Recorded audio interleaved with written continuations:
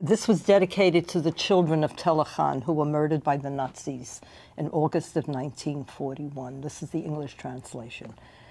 At evening time in the shtetl, carrying raisins and almonds, the little white goat drags himself in searches, beating away at thresholds in his wanderings. Strange children and strange mothers live in stolen Jewish homes.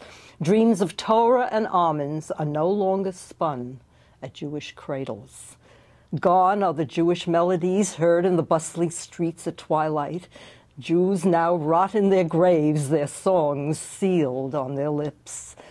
In these graves, mothers rock their children closer, making their deaths easier with lullabies. Loo, loo, loo. The little white goat is orphaned. The Jewish children are in their graves. Even though she wasn't in Europe for such a long time, she still had the feelings of home, as most Jews that emigrated did.